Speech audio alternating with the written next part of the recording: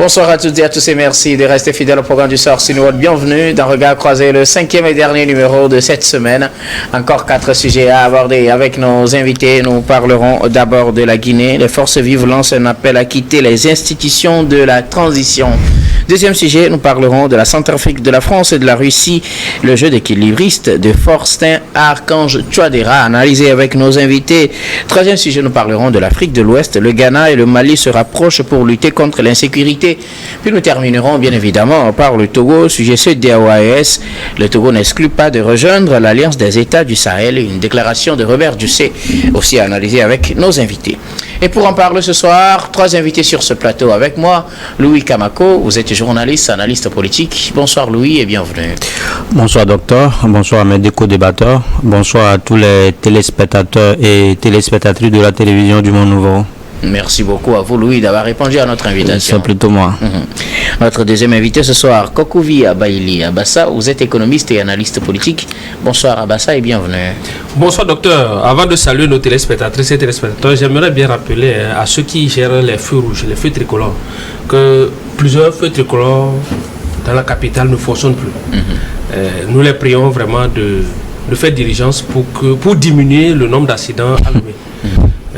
Maintenant, je peux saluer nos téléspectateurs et bon week-end à tout le monde. Merci beaucoup à vous, Kokouvi Abaili Abassa, d'avoir répondu à notre invitation. Avec plaisir. Notre troisième invité ce soir, Eric Johnson.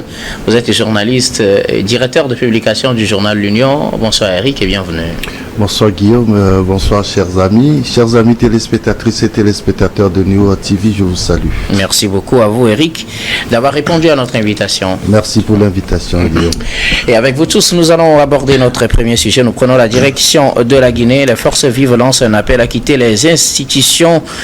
Les forces vives de la Guinée, cette organisation qui rassemble des partis politiques d'opposition et des organisations de la société civile, a lancé un appel ce mercredi à leurs membres pour quitter toutes les institutions de la transition, puisque ces forces vives ont annoncé ne plus reconnaître l'autorité des militaires au pouvoir à partir du 31 décembre, ou du moins pour cette année 2025, puisque les autorités de la transition en Guinée ont annoncé normalement à mettre fin à leur transition à travers des élections et la passation du pouvoir au plus tard à la fin de l'année 2024.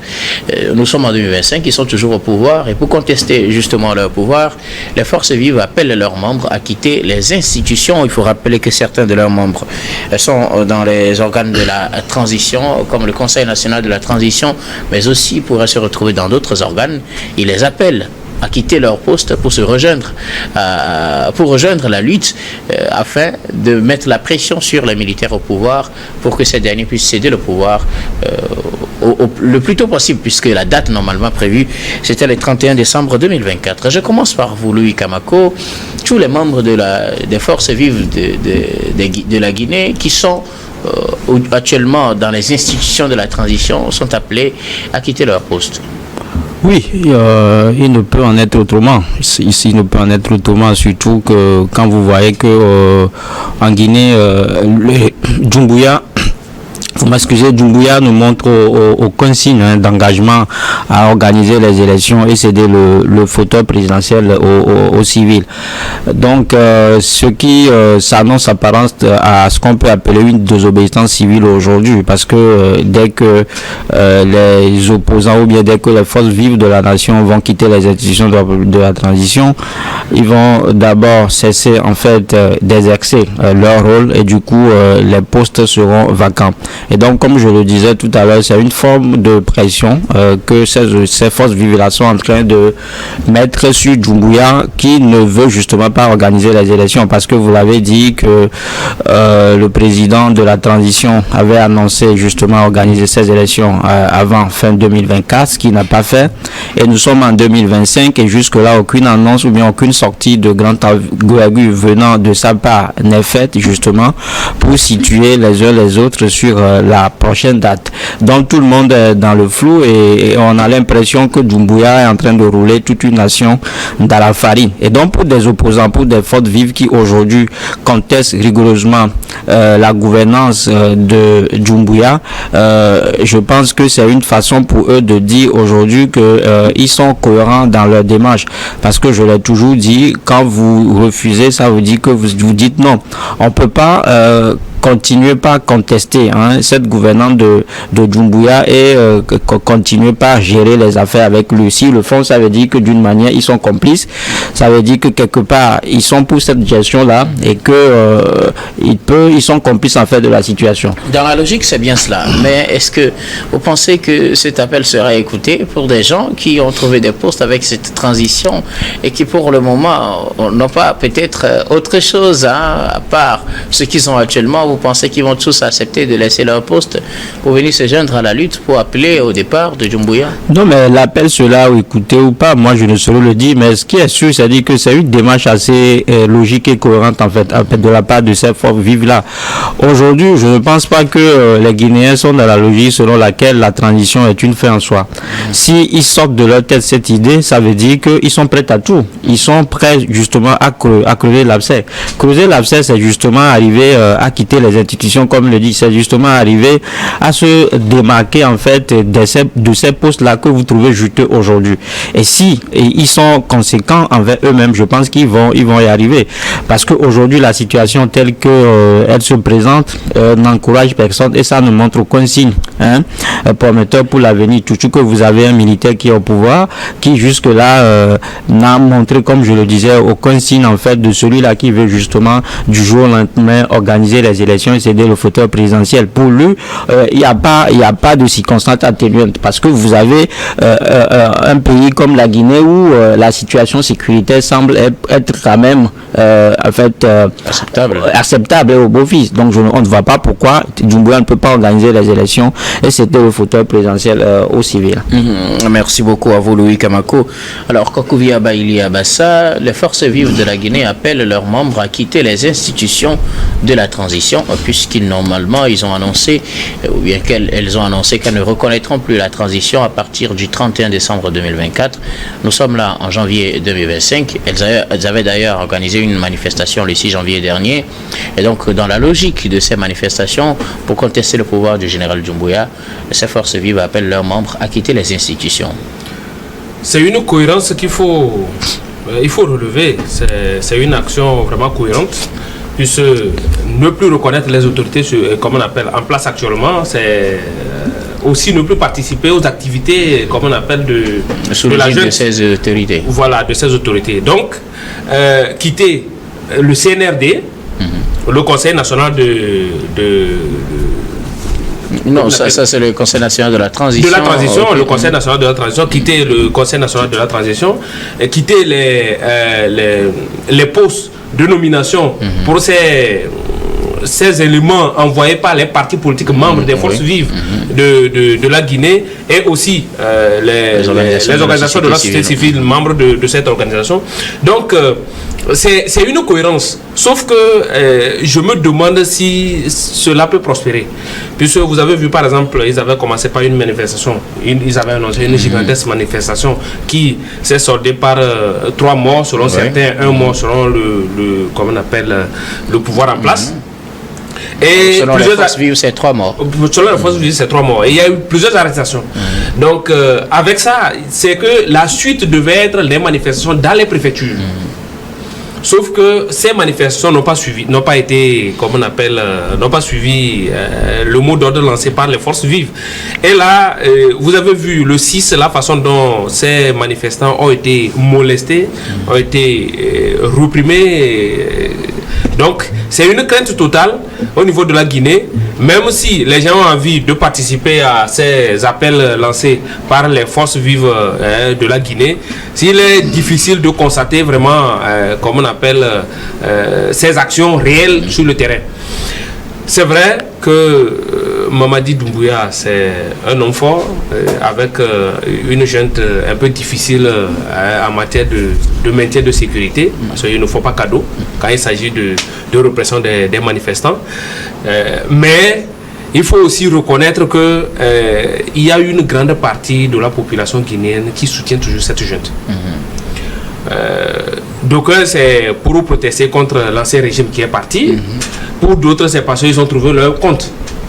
Donc, ce serait difficile que même le départ de des membres des forces vives de ces institutions qui soutiennent la junte en place soit vraiment un élément vraiment décisif pour que Mamadi Doumbouya puisse quitter le pouvoir. Alors, en attendant qu'on voit si ce départ va provoquer la chute de Mamadi Doumbouya, est-ce que c'est possible d'ailleurs que des membres des forces vives de la nation qui ont des postes sous cette transition décident de laisser leur poste pour rejoindre la transition, la marche contre la transition? Oui, et la situation, c'est que si vous êtes réellement envoyé par un parti politique dans ces institutions de la République et que votre parti politique vous demande de vous retirer, la moindre des choses, c'est de respecter les orientations du parti. On a vu dans plusieurs pays où des gens ont été envoyés par les organisations des partis. On leur a demandé de quitter leur poste, ils ont refusé. Il y a le financier qui compte. C'est pourquoi justement je pose la question. Il y a le financier qui compte. Mais c'est là aussi les choses qu'il faut relever comme les incohérences de certaines personnalités politiques où vous dites que vous défendez une idéologie et votre parti vous demande que voici la marche à suivre et vous refusez de respecter ce sont des cas, difficiles qu'il faut relever. Mais il se pourrait que ceux qui respectent vraiment leur parti politique et ceux qui respectent les idéaux de leurs organisations quittent vraiment ces institutions de la République guinéenne. Et c'est la cohérence normale, c'est dans l'ordre normal des choses que ces représentants des partis politiques et des organisations de la société civile, membres des forces vives de la Guinée, puissent quitter ces institutions en protestation contre le manque de visibilité sur les élections qui devaient normalement se tenir en 2024 et aujourd'hui 2025. Là, le référendum annoncé pour voter le nouveau code électoral ne donne aucune lieu d'espoir, et en plus les dates prévues pour les élections, rien n'est dit jusqu'alors. Donc le fichier électoral, ils avaient parlé du fichier électoral, mais jusqu'alors qu'est-ce qu'ils ont fait par rapport au fichier électoral? Donc c'est plusieurs arguments que la junte met en place, que les forces vives de la Guinée et tout observateur de la politique guinéenne trouve vraiment, que des arguments fallacieux. Merci beaucoup à vous, Kokouvi Abaïli Abassa. Eric Johnson, les membres des forces vives de la Guinée sont appelés à quitter leur poste sous la transition en guise de dénonciation de cette transition qui se prolonge au-delà de la limite prévue normalement en 2021, c'est-à-dire le 31 décembre 2024. Alors, lorsque ces forces vives ont annoncé de ne plus reconnaître la transition sous le colonel Doumbouya, on se posait la question de savoir s'ils avaient... Il est devenu général. Ah oui, général Doumbouya, qu'il m'en excuse, mais là je préférerais parler du putschiste Doumbouya pour que ça soit plus cohérent. Et donc, on se demandait quels étaient leurs moyens pour pouvoir mettre la pression sur ce régime et que l'ordre constitutionnel soit rétabli. Et on a vu déjà qu'ils ont organisé une manifestation le 6 et ce qu'on redoutait, les morts. Ça s'est encore passé, on a eu 3 morts. C'est déjà beaucoup. Et aujourd'hui, ils disent qu'ils veulent quitter les institutions de la République. À mon avis, c'est pour bloquer c'est le fonctionnement de l'État. Mais ma question est de savoir quel est leur nombre exact dans l'administration aujourd'hui pour pouvoir bloquer cette administration-là. Vous savez... Je pense qu'ils sont un peu nombreux quand même dans le CNT, l'organe législatif, sauf que dans les autres institutions, je ne sais pas trop. Pour bloquer l'État, ce n'est pas uniquement... C'est pourquoi je dis dans les autres, je ne sais pas trop. Et donc, il faut avoir ce nombre-là pour voir à peu près ce que ça peut donner comme résultat. De l'autre côté, je dis, oui, vous allez bloquer les institutions de la République, mais vous êtes en face d'un camp où les gens ne connaissent que les armes. Ils vont utiliser les armes, ils vont utiliser les hommes qui savent utiliser les armes. Et donc, tout de suite, ils peuvent procéder très rapidement à leur remplacement par des militaires. Et là, vous comprenez tout de suite que l'État va se militariser totalement. Et c'est un danger parce que après, lorsque vous allez retrouver l'ordre constitutionnel, il faudrait faire partir ces gens-là. Et c'est là où ça va être encore plus compliqué. Alors, je dis, il fallait, avant de prendre cette décision, mettre sur la table tous les paramètres. Question de ne pas être bloqué pendant cette lutte-là. C'est-à-dire qu'une fois que vous avez démarré, c'est que vous devriez avoir les résultats escomptés. Et aujourd'hui, je me dis, si vous ne voulez pas que Doumbouya militarise totalement l'appareil étatique, parce que c'est ce qu'il a envie de faire, mais à cause de l'opinion internationale, il essaie de faire un peu modéré en attendant. Un peu modéré. Mais si vous lui laissez totalement le champ, il va l'occuper, comme l'a toujours dit Feu Gnassingbé Yadema, lorsque vous êtes sur un terrain de guerre, vous l'abandonnez, l'adversaire l'occupe entièrement. Et donc, il fallait mettre des garde-fous avant de se lancer dans cette aventure. Je ne dis pas que ça ne va pas prospérer.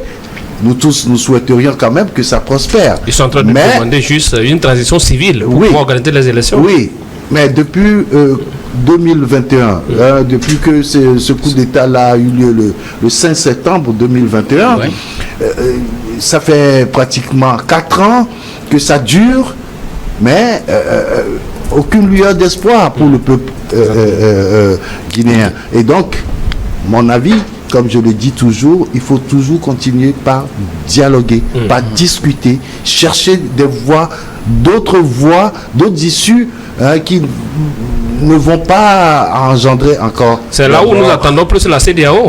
Merci beaucoup à vous tous pour vos contributions. Nous allons marquer la première pause, puis on reviendra tout à l'heure pour la suite de cette émission.